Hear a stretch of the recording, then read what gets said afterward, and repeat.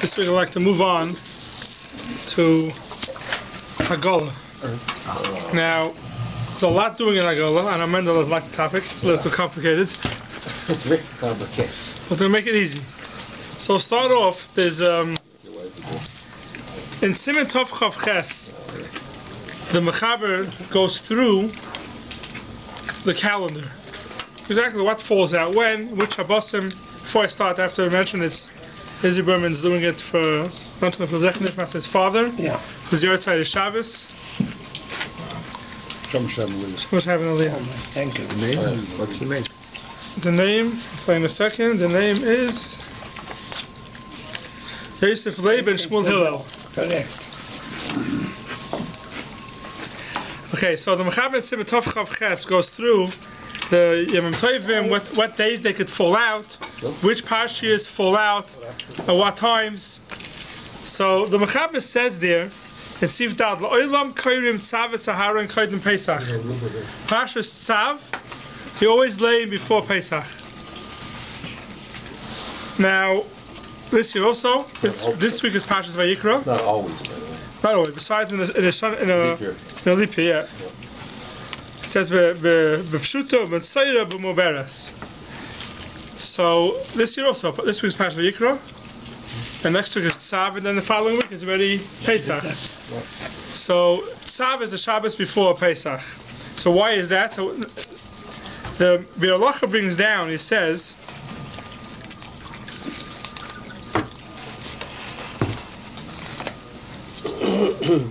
Baruch brings down. He says, why is that? Tzav. Medaber b'Hagalas Kelim. In Parshas Tzav, we're speaking about Hagalas Kelim. Le'inyan noisar kodshim that are left over. You cook kodshim in a pot. What happens is, if you leave it over the next day, what's in the pot becomes nicer, becomes left over. You're not allowed to eat it. You'll have to kasher the pot. Hagalas Kelim mechametz lamed mekodshim. Hagalas Kelim of chametz learn out from kodshim. So what's the pasuk? The pasuk in Parshas Tzav is Uklicheres asher tevusha ba yishavar. A klicheres is an earthenware kli, which is not possible to do Hagalas Kelim in it. You can never be machshir it. If it's something that's treif or if it's kodshim, it's nicer, you have to break it. But if it's a metal kli, umoirak v'shutaf b'mayim.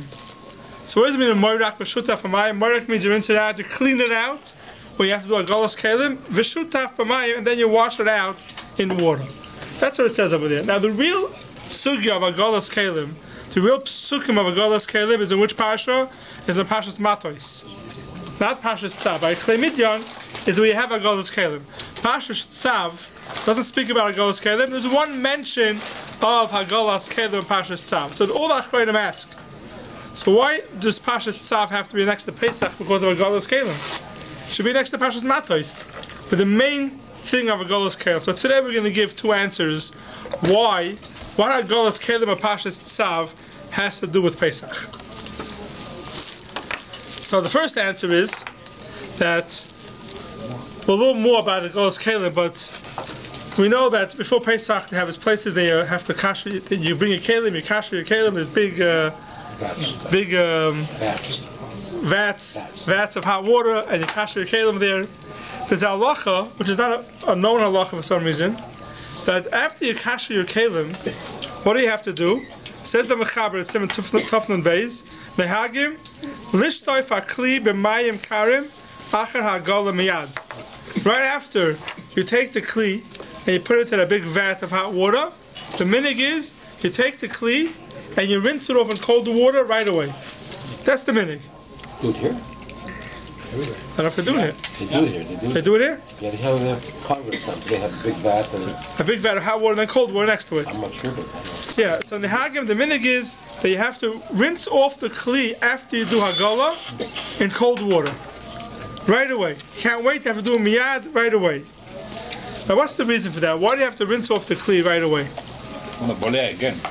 So on the side here, in the Baruch girl, it brings down a reason. What does that mean? What's Hagalas Kelim doing? We spoke about this before. Let's do a quick recap. There's a chiluk between Hagala and libun. Libun is when you make it very, very hot. Libun, what you're doing is you're burning out what's inside the kli. You're burning out the chametz inside. That's libun. Or if it's treif, you're burning out the treifus inside the kli. That's libun. Burning it out. Hagala is not that way. What's Hagala? Hagala is it pulls out the blias, the issa that's in the kli. The way it got in. Yeah, kaboila kach poltoi. We'll get to that maybe later. But you have to pull out the blias from the kli. How do you pull it out? You put it in boiling hot water, and then it ends up in the water. So now what happens? So you have the chametz in the water, right? So what's the heter? So it's batal b'shishim in the water. It's batal b'shishim in the water. That's if you have shishim, and Hagala doesn't need shishim. So the reason why you're allowed to take it out right away is because as long as the water is bubbling, it doesn't put back in what it took out. Maybe we'll get to that at a different time. It's a little complicated how exactly that works. So you take out the kli from the hot water right away. Now you have some liquid on top of the kli that came onto the kli as you put it into that water. That liquid may have some chametz in it. May have blias isser inside. You don't want that going back into the kli. So right away you take it, you rinse it in cold water to get rid of that water on top of the kli. That's what it says here on the side of the Shulchan Aruch from the Be'er HaGoyim. The Aruch HaShulchan has a problem with that, and a lot of the Chachamim have an issue with that. They say, what's the reason why? Harambam, V'Haga'onim, Shehevi Atur, Matzrichim Lishtoif HaKli B'Mayim Karim Tekef L'Achar Hagala. V'chein HaMinig V'Einoi Muvin Hatam. Says the Aruch HaShulchan, I don't understand the reason why you have to rinse it off in cold water. The hot water shouldn't go back into it. Then right away, the second you pick it up, take it by liyasai, it's balei right away. You don't even have a second to wash it off in cold water. Maybe the second you pulled it out of the hot water, it went right back in. So what does it help to rinse it off in cold water afterwards? Ella, he says, since there's 60 in the water, it's not a ben yemoy, you don't have to worry about that. Says the Aruch HaShulchan, he doesn't understand why you should have to do that, but that's the minig ve'ein l'shanois. Don't be different. Rinse it off in cold water. Where do we see this halacha? They have to rinse it off in cold water. It's not halacha, it's a minig. He says umoirak v'shutaf b'mayim. That's the pasuk in Parshas Tzav. Umoirak, you take out the blias, v'shutaf b'mayim, then you rinse it off in water. What's the v'shutaf b'mayim? Why are you doing that for? Says the Aruch HaShulchan, a remez for this. They rinse it off in cold water. It's not a real limud because it's not halacha. You don't have to do it. It's only a minute. It's a remez to it. It's a moirak v'shutaf b'mayim. Merika v'chamin. Merika is by hot water. V'shtifa b'tzainin, and then you rinse it off in cold water. And he says, here's an interesting Aruch HaShulchan. Uchemedumani says, I think, so it looks like to me, she'olam lo noagu zeh, the olam doesn't have that minig, rak b'Pesach. Only when you do Hagalas Kela for Pesach, then they had that minig to rinse it off in cold water after Hagala.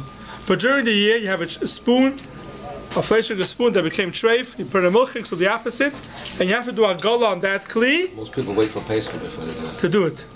Yeah, but you're not doing it to chametz. You take that kli, you want to kasher it. During the year, it says the Baruch HaShulchan, I never saw anybody have that minig to rinse it off in cold water afterwards. But on Pesach, the minig is that way. Now the truth is, there should be no chiluk between Pesach and all year round. They're both Hagalas Kelim. Koshering is koshering. And koshering is koshering. There should be no difference. Still, it says the minig is that way for Pesach. V'ulai zeichel hamikdash, says the Aruch HaShulchan. So it's interesting. We find over here that zeichel hamikdash and the Beis HaMikdash, that's what they used to do. So he says ulai. He doesn't have a real answer for it. Why? So we have here the Aruch HaShulchan says that this minig that you rinse off the kli after you do Hagalas Kelim is a minig that we have on Pesach. I was gathered once by the mikveh at Pesach, and someone was kashering Tupperware, hard plastic Tupperware. What? So I went over to her and said, you know, enough to kasher Tupperware. Why are you kashering a Tupperware?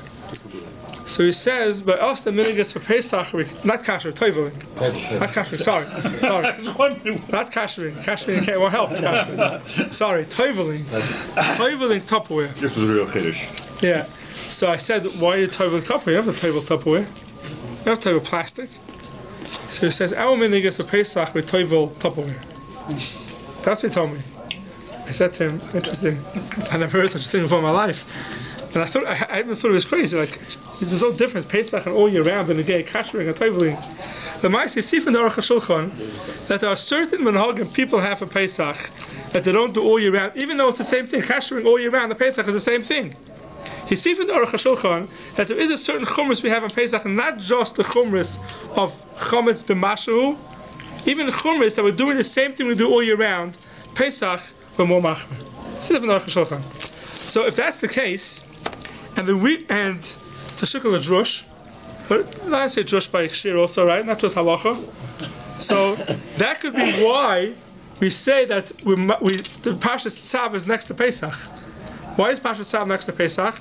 Because where do we know you have to rinse off the kelim in cold water? Where do we learn that from? Parshas Tzav. That's where we learn it out from, says Aruch HaShulchan. When do we do it? Only on Pesach. So according to Aruch HaShulchan, it's very good. Why Tzav is before Pesach and not Matos? Because Matos is an all year round thing. This and Moirach B'Shutef B'Mayim you do only before Pesach. Could be that's the reason why. Another pshat is like this. There's a halacha that Hagal. How does Hagala's kelim work? You take a kli, you use it in hot water, and a kli rishon, you have to be magal with the kli rishon. You use it on fire, you use it on eish, you have to do Hagala be'eish. You have to do libun be'eish. Libun means you have to, something that's used, for example, a frying pan is a good example. A frying pan, you fry something in it, a lot of times it's dry. It's not, there's no liquid here. So if you fry fleishiks in a milk like a frying pan, or the opposite, and it should need libun. It shouldn't help Hagala, because you didn't use water. Hagala only works when there's liquid there. But if you're using it for dry, it's not liquid, it needs libun. You should have to do libun on it. So, by Pesach, there's an interesting halacha. By Pesach, it says like this, the Mechar brings down, it's in Taflan Aleph, Siv Dalet, that kelim that you use through the fire, they need libun. They need libun. And the Morgan Avram says, V'yesh makilin, and they hold that Hagala should be enough. Hagala should be enough. The Ma'aseh says the minhag is machmir, and we say you have to do libun, but it's mekel by libun kal. We'll see what it is soon. Now, what does that mean? You use a kli, you use a knife, let's say, right? Someone took a knife and he cut a piece of treifin of meat that's on the fire, right? On the fire, how do you capture that knife? You have to do libun. You have to put it in the fire and you have to blowtorch it. But if it's a spoon and soup, then Hagala is enough. By Pesach, there are some people that are mekel that you don't have to do libun. Hagala is always enough. Now, why is that? Where does that come from? And we do use it for tziruf sometime. We'll see soon. Why is Pesach different? We know Pesach is always more chomer than all year round. All of a sudden, here we have a kula on Pesach more than all year round. And the answer is because there's something called hetera bala. What does hetera bala mean? Hetera bala is we find by kadeshim. Right, kadeshim, you cook a piece of meat from a carbon in a pot, right, and you can eat it. You're not cooking that goes enough. You're roasting it on a spit, right? Kadeshim.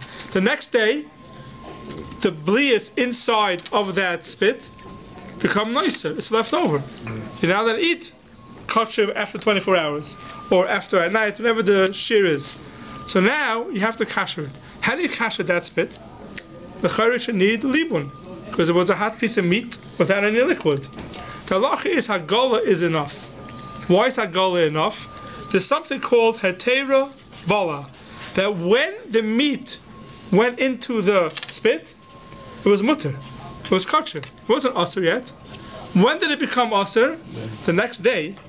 Became nicer. Now it became aser. Yeah. That's. But don't you have to burn the noser? Yeah. You have to burn the nicer. But how do you get it out of the kli? How do you get the nicer out of the kli? Don't get it out. Burn it inside the kli. So you can do libun. Yeah. Right. So libun for sure works. But the question is, could hagala also work? Not libun. Can you do hagala? I can't do libun. I want to stick it into boiling hot water. Can you do that?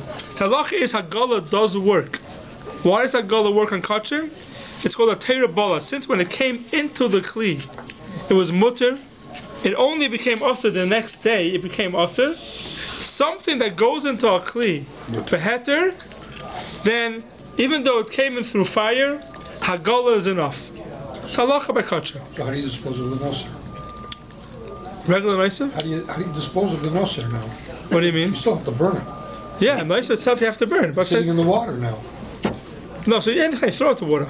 Yeah, you throw it to water. You put it. You maggle it in water, and the water you don't use. Anytime you do hagalas kelim, what do you do with the water? Oh, that's okay. But Throw it out. But noser you have to burn. Okay, so you throw it out. That's how yeah, throw it out.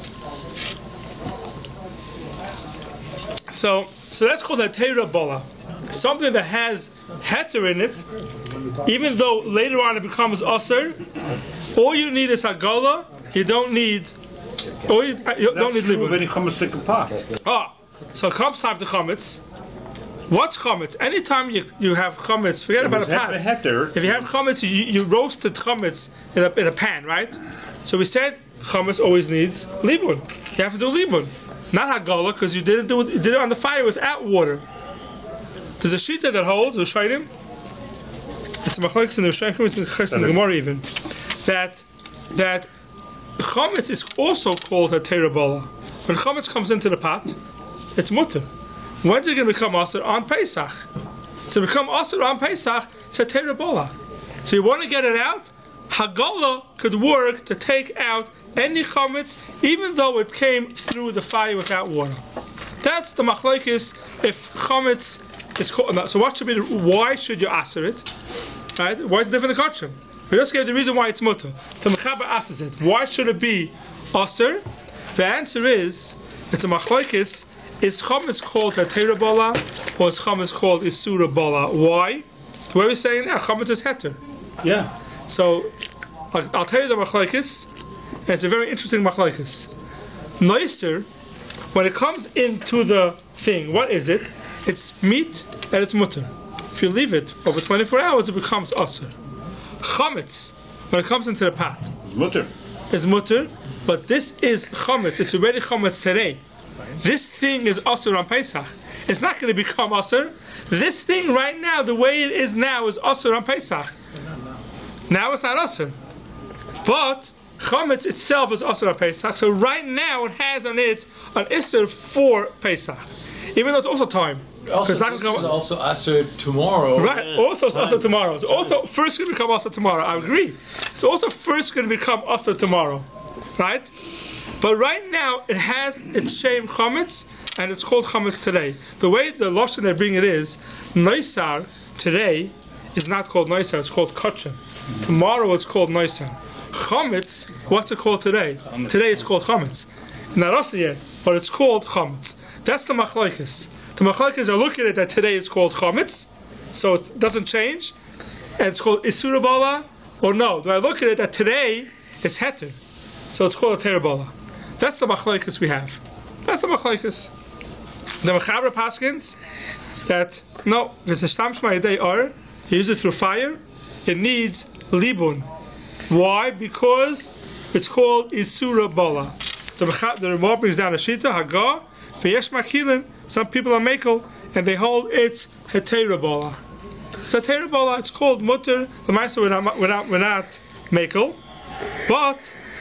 So you bring the Ramaz to Yeshimer. Yeah, Yeshimer. Don't we usually pass like the Yeshimer when it's the Ramah? Yeah, the Ashkenaz will pass like the Ramah. Yeah. But the Ramah himself is machmir. The Ramah himself is machmir, and we'll see later on there are certain times that we do use that kula. And one example is by knives. Knives the hoshal if it ever needs libun, but let's leave that for now. There are sometimes we use that kula. But we do see something from over here. What I bring out over here, we do see that Pesach and Kachim have something in common. Why? If you hold that Pesach, Chametz is called a Teira Bola, so it's the same thing as Kachim. If you hold that it's mutter, same as Kachim, it says, it doesn't say anything about fire. It doesn't say anything about Libun by Kachim. Why not? Because Kachim never needs Libun. Kachim always, Agala is enough. He'll never need Libun because it's always a Teira Bola by Kachim. So therefore, it only says Shutaf B'mayim. Or Moreg Shutaf B'mayim. Pesach has the same din as Kachim. According to those Rishonim that say that Pesach is also a Teira Bola, it has the same din as Kachim. And that's why when you want to put Hagalas Kelim of Pesach, where are we going to put it next to? We're not going to put it next to Pashas Matos. We're going to put it next to Pashas Sav, because it's similar to Kachim. They're both Hatera Bola. They're both called Hatera Bola. Another reason why Sav is next to Pesach, because Hagalas Kelim of Kachim is different than Hagalas Kelim of everything else. That was a pshat. Now, I'd like to get into a few halachas about Hagalas Kelim, which is Negaya. So now, one thing we see, start from the beginning, is that Kelim that you don't use for Pesach. Kelim you don't use for Pesach, most people today don't kasher Kelim because they have separate sets. The silver is what's... Silver, we'll get to silver in a second. Most people have separate sets of dishes, separate sets of pots. And the reason for that is, the reason why we don't do Hagala for it, it costs a lot of money, but just do Hagala. What's the big deal to do Hagala? It's not such a big deal. It's much cheaper than buying new pots. The reason is because all of our pots today come out. All our pots, our cutlery, they all have grooves in them. All the pots, the handles, they're screwed together. The cutlery, most of them have like a wooden handle or something. When you get to those type of things that are wood attached to metal, you have to get the chametz from the grooves. Hagala itself won't be enough. You have to dig out the chametz from the grooves. For that, it's very hard, and therefore it's better to stay away from doing Hagala on such type of things. Anything that's pure straight metal, which have a lot of cutlery a lot of times, straight metal, there's no reason why not to do Hagala. There's no reason why not to do Hagala. The only thing is, if you use it for Eish, fire, then you'll have to do Libun. But most of our things, most of our cutlery and stuff, is not used through Eish, it's used through Klisheni or Klishlishi even. No reason why you shouldn't do Hagala on it. You could do Hagala if you want, it's not a problem. What do we use a lot from Pesach to, from Chametz to Pesach? We use bechers, we use silver sometimes, we don't have two sets of silver. So bechers really don't even need Hagala. Come and see guys, most of the stuff that's brought to the Hagala stations don't need Hagala. That's a klal you should know. You look around, people are being magil, what they're koshering, most of them don't even need Hagala. Why? Because what are you using a becher for? It's cold. It's cold, right? You don't drink hot chicken soup from a becher. Well, if it's not right? Why not kosher like Pesach? Doesn't make a difference. It's cold. Anything that's cold, halach is anything you use for cold does not have to be kashered. The only thing that has to be kashered is when the blias of chametz seep into the kli. The only way it seeps into the kli is if it's hot. What does hot mean? What you put in the dishwasher? Yeah, that's a good. Okay, we'll get the dishwasher in a second. If it seeps into the kli, it's only a kli rishon. Kli rishon means it has to be that it came into the kli through hot water on the fire. Okay. On the fire. You pour it into a kli sheni, you take the soup, you pour it into a bowl. That bowl does not need Hagala. That bowl does not need Hagala. The only time it may need Hagala is if it's a davar gush, if it's a salad, a potato chametz stick. But if you have lakshan or something, you put it into the bowl. There's a shita that holds a davar gush, even in a kli sheni is beleya. Right? So most of the things that we're using for Pesach, the bechers and stuff, we're using it for cold, doesn't need Hagala. I've seen people bring leichters because the choshesh that hot spritzed onto the leichter, and I don't know how it's getting back into the food. I don't know, but people catch all interesting type of things. Vertals. They catch that? Yeah. Like I'm not sure why. The washing cups. My mechronim things people catch. I don't see the reason to catch that. There's no reason to catch all these things, and because it's used for cold. Now, if you're worried about the dishwasher, You put it in the dishwasher. You don't have to worry about the dishwasher either, especially today's dishwashers. The old dishwashers that maybe would fill up with water, then maybe you would consider kli rishon al eish. What's the dishwashers today? It spritzes hot water. Now, what are you worried about? Let's say you put a becher into a dishwasher with chametz. What are you worried about? That it spritzed the chametz, and then the chametz went into the becher. Iri, you don't have to worry about that. Iri cannot bring chametz from one thing into the next thing. So you don't have to worry about that. Iri means what? No, iri is spritzing. Spritzing. Iri. What about steam? What is steam? Is that with the heat? Heat what? You don't have to worry about that in dishwashers. Dishwashers, the halacha is if you find a treif in a, whatever, you find a milchig spoon in a fleshig dishwasher, the mice of people will kasher the spoon. But it's a chumrah, you don't really have to kasher the spoon. You take it, put it away, it shouldn't be any issues because you won't have fleshigs getting into the spoon. Definitely, the bechers that you never use for Milchig. So why do we need separate dishwashers? That's a good question. Yeah, because of the mashas. So sometimes you have mashas in the dishwasher, which some people worry that mashas will end up on the milchiks. What's that steam? Mashas means the food itself. Food itself. But most people, when they put stuff in the dishwasher, they rinse it off first from any mashas. But there is some. There's some mashas you have to worry about it. But if you put your silver into the dishwasher and you want to use it for Pesach, you don't have to worry about it. You have to kasher it and it's fine. It's fine. You don't have to worry about it. You don't have to kasher it. Don't ask me a question. That's a heter. That's a heter. I'm just. What about a then in that theory? What about I have a milchig metal sink? Yeah. So sinks also. What do you worry about by sinks? Yeah. By sinks, so people are magel the sinks, Right. or they do a goal on the sinks. Right. So what do you worry about the sinks? Nothing touch it. Chametz. Let's talk about chametz now, right? Yeah. So the only thing that people worry about in sinks is that if a be'en, hot piece of lokshen fell on the sink, Right. so there's some shittas that hold that it makes it chametz stink. But now you have to get that chametz out of the sink into your fleishig pot, into your pesach pot. How are you doing that? How are you getting it out of the sink into your? So the only way to get it out is if you fill up the sink with hot water and you make it a kli rishon, which you never have a kli rishon. The sink can't become a kli rishon.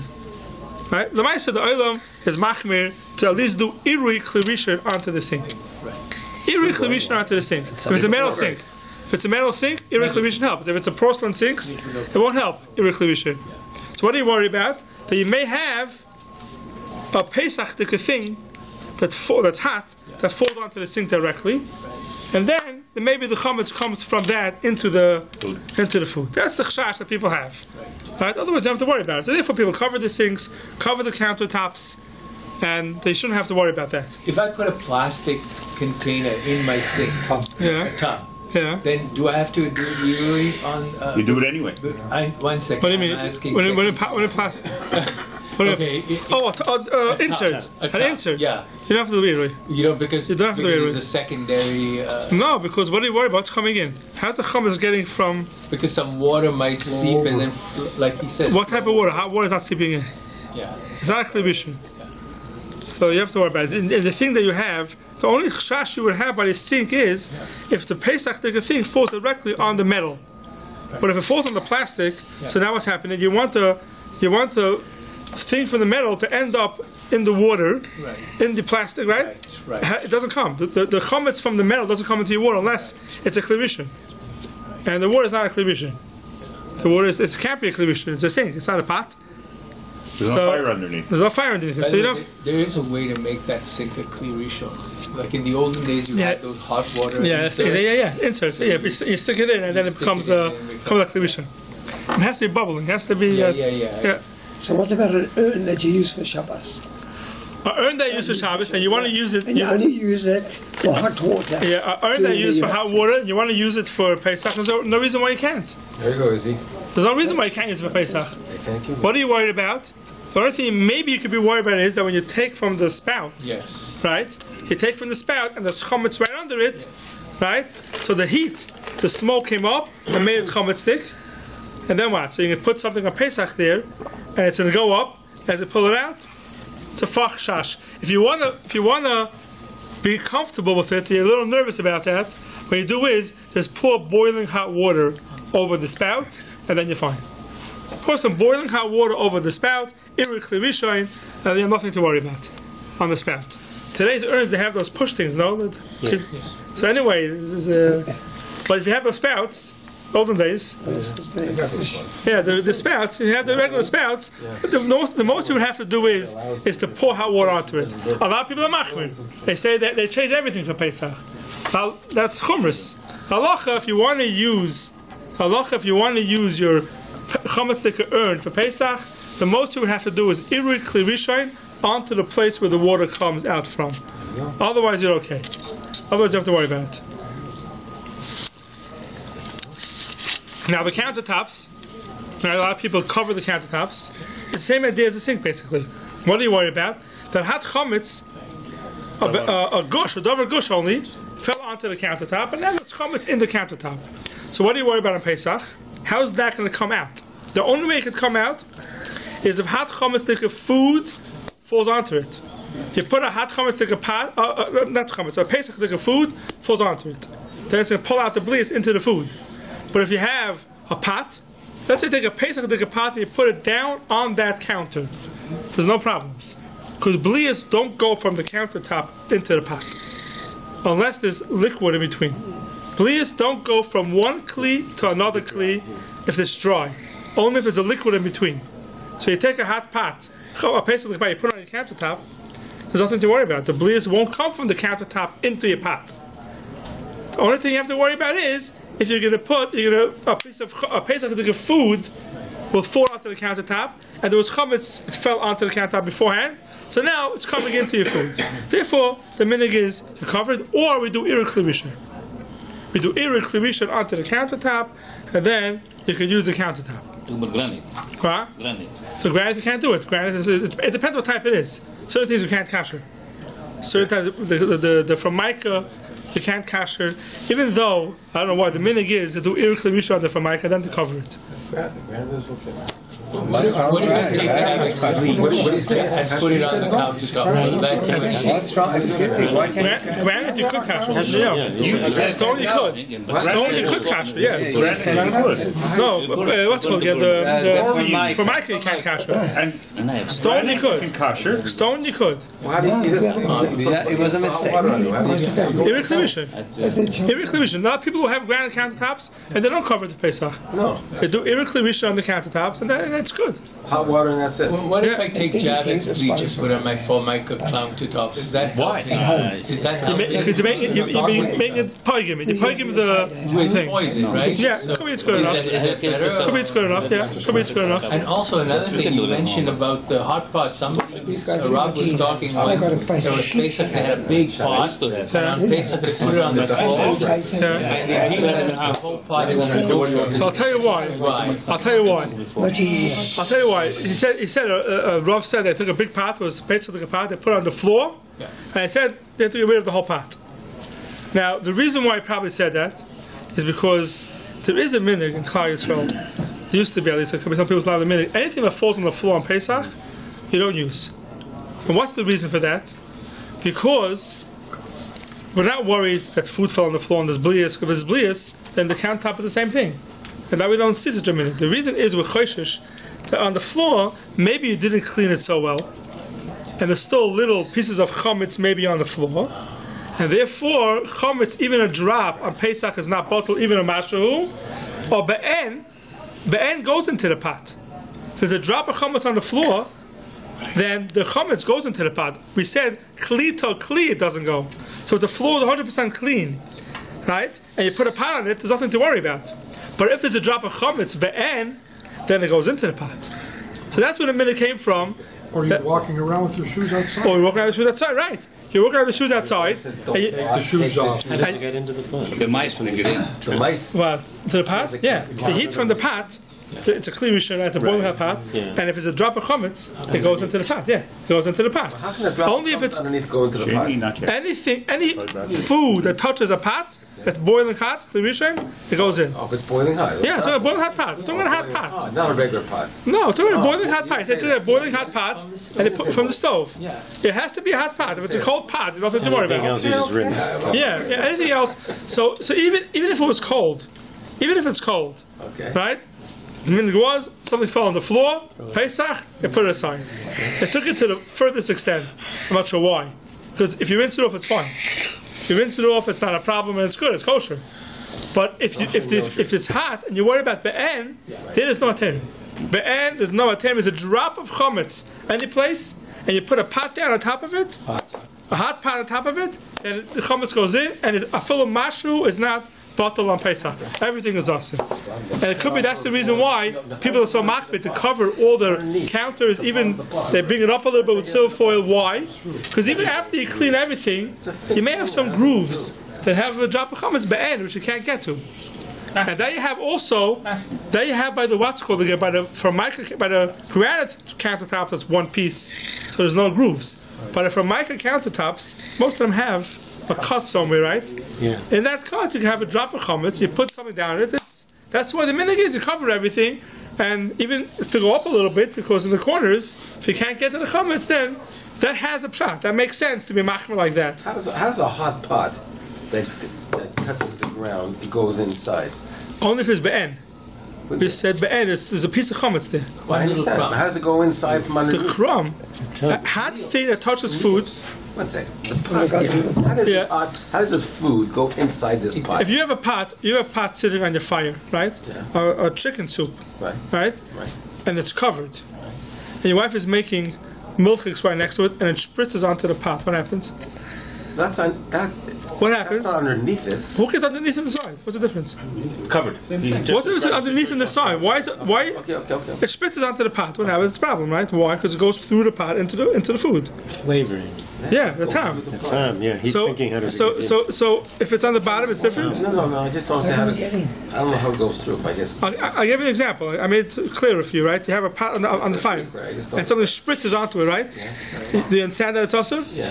Why? Because it goes through the pot into. I don't understand it, but The time, the taste, not the piece. No, it's not magic. I understand The piece, the taste goes through into the food. So who gets it? It's on the side or on the bottom? It goes through. It goes into it. Yeah, if it was before Pesach, then you could have batul b'shishim. So before Pesach is batul b'shishim, yes. If it happens before Pesach is batul b'shishim, on Pesach is batul b'shishim. Even a mashu chametz is not batul on Pesach, so everything becomes asur, even a drop. That's probably where it came from. Hot pot on the ground. Yeah, it's also because you walk around and you don't know where you're stepping outside. And you come inside, you never know what you're bringing to the house. So the floor is always off grounds, and anything that falls on the floor, they ask it. Okay.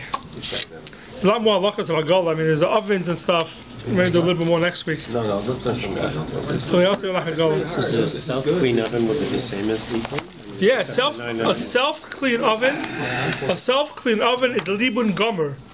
Not even libun kal. We didn't get into libun kal. Libun kal means it's not such a strong libun. Libun kal means it gets hot. And if you stick a straw on the other side, it burns. That's libun kal. Libun gomer means it gets red hot. Self-cleaned ovens are libun gomer. No question about it. It gets so hot, you put something inside, it burns. So this is 100%.